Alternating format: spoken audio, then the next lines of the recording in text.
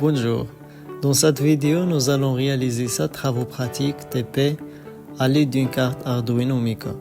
Chaque TP sera expliqué en détail, objectifs, étapes de réalisation, montage et le code correspondant. Commençons avec notre premier TP, faire clignoter une LED. Nous allons prendre à contrôler une sortie numérique pour faire clignoter une LED à intervalles réguliers. Matériel nécessaire. Voici ce dont nous avons besoin pour réaliser ce TP.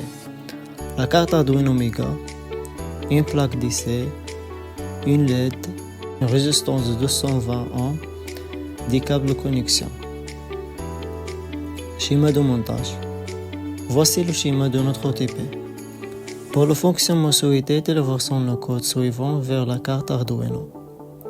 Après avoir réalisé ce montage pratique et téléversé le code, voici le résultat final.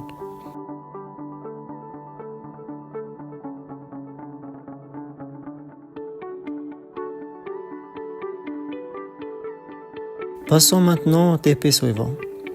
Dans ce deuxième TP, nous allons voir comment simuler un feu de circulation à deux voies.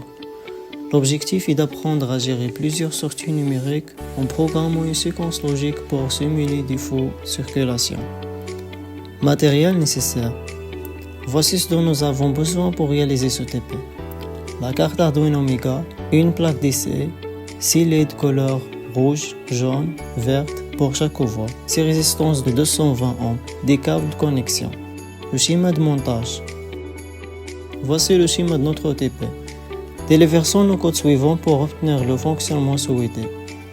Après avoir réalisé le montage pratique et téléversé le code, voici le résultat final.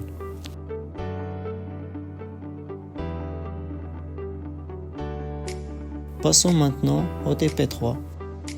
Passons maintenant au TP3. TP3 consiste en minuterie d'escalier. Dans ce troisième TP, nous allons voir comment commander une LED avec un bouton poussoir pour simuler une minuterie d'escalier. Objectif et but du TP. L'objectif est d'apprendre à utiliser une entrée numérique, bouton poussoir, pour déclencher une action et à gérer une temporisation.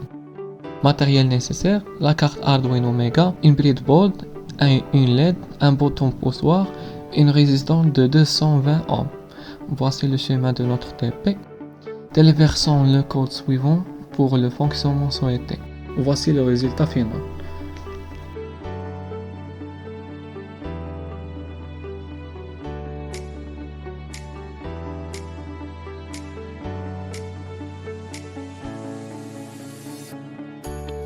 Passons maintenant au TP4 et afficheur 7 segments TTSR 5160. Dans ce quatrième TP, nous allons voir comment programmer un afficheur 7 segments pour afficher un chiffre.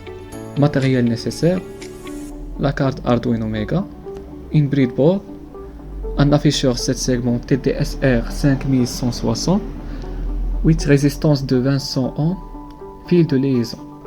Voici le schéma du TP4. Téléversons le code suivant pour le fonctionnement souhaité. Après avoir réalisé le montage pratique et téléversé le code, voici le résultat final.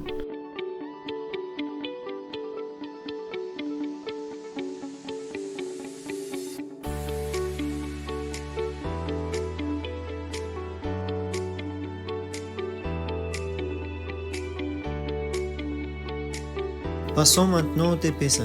Acquisition de la tension et affichage de la température. Dans ce cinquième TP, nous allons voir comment acquérir une tension analogique et afficher une température correspondante. Matériel nécessaire. La carte Arduino Mica, une plaque DC, un capteur de température LM35, des câbles de connexion. Voici le schéma de notre TP5. Téléversons le code suivant pour le fonctionnement souhaité. Après avoir réalisé le montage pratique et téléversé le code, voici le résultat final.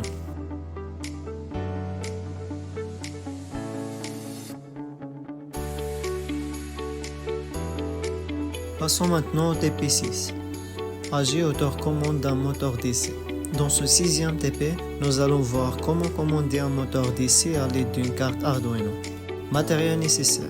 La carte Arduino Mica, un moteur DC, une résistance de 220 ohms, une plaque DC, transistor PN et une diode.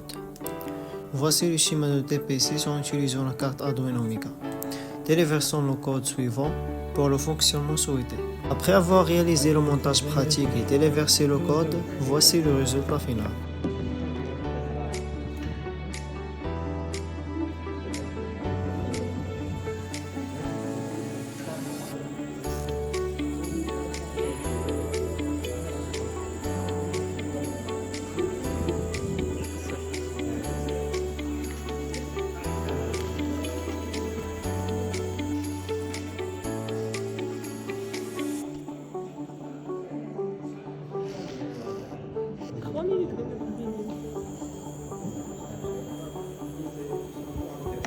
Passons maintenant au TP7.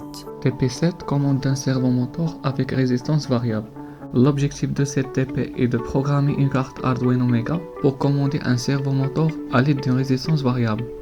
Ce système permettra de contrôler la vitesse, l'angle et la fréquence de rotation du servomoteur.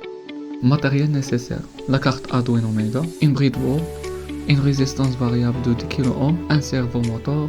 Voici le schéma du TP7 qui montre comment connecter le servomoteur et la résistance variable à la carte Arduino.